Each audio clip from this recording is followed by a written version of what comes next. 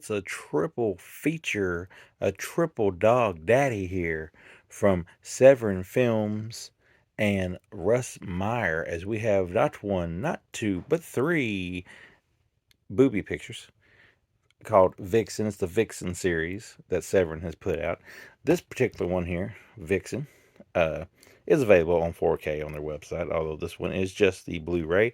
The not the sequel, but it's in the same vein as that one is Super Vixens, and then of course it finishes off with the Beneath the Ultra Vixens, not connected in any way other than its three tales of voluptuous, I said that right, women, and having their very elaborate sexual prowess on screen, as I try to put it as PG as possible. Um, like I said, this one particularly is available on 4K, but this is a Blu-ray. This one is mostly about a man who's married to a woman they call Vixen, and she runs around sleeping with whoever she can find. And she's a very attractive young lady. I'll give her credit on that. Um, which has some racial tension because there's a black guy she says some very bad things to. He's involved in it. He's the friend of her brother, who she is the sister of. They're brother and sister, but she still has some very sexual tendencies with him, which is strange. But in a movie like this, I guess that's normal. I guess that's just part of the course. The plot just follows the adventures of those people there. We mentioned her husband, her brother, and her brother's friend, who's an African American, and they kind of get caught up in a plane situation where someone's trying to hijack them and all this stuff. But it's not really not much of a plot. Mostly, it's just a bunch of softcore stuff. I think it might have been rated X at one time or something, but it's still pretty tame by today's standards in a world that has Euphoria on HBO and has all the Skinamax movies and all that good stuff. This one, give it a 2 out of 5. It's okay. It definitely has like I said, a really hot lead here.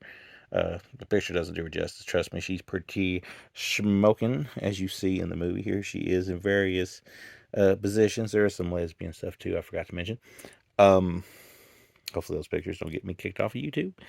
Here we have the theatrical re-release, the censor prologue, archival audio commentary with the actress, woman or animal, interview with the actor, David Vale, the sinister image, with guest Russ Meyer, and then we have entertainment or obscenity. So there's a little some special features there.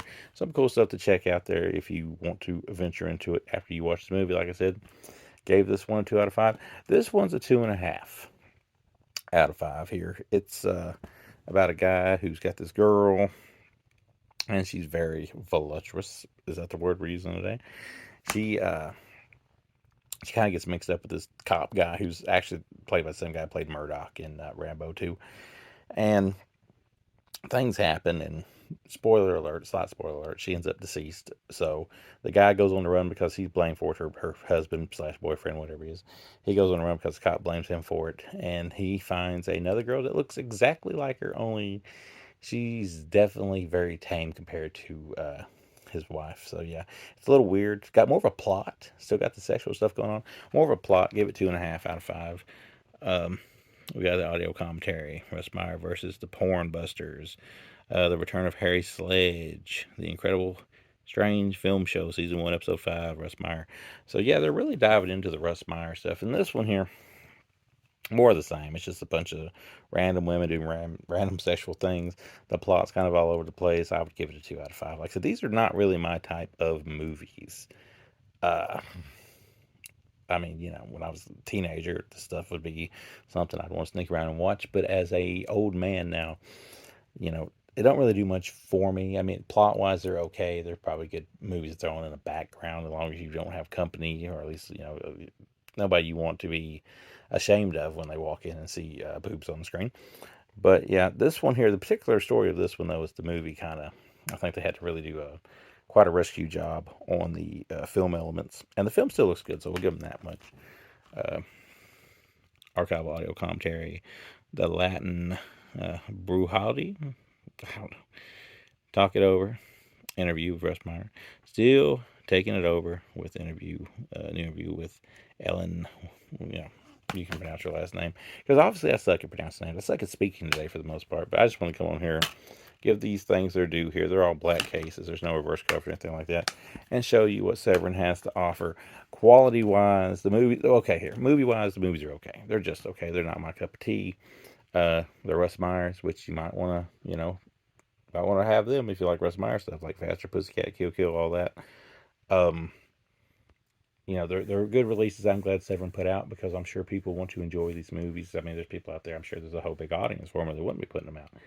But they're not my type of movies. I'm more of a horror guy. I like thrillers. I like classics, but the sexploitation stuff never really been my bag, so I've never really cared for the Jess Franco stuff.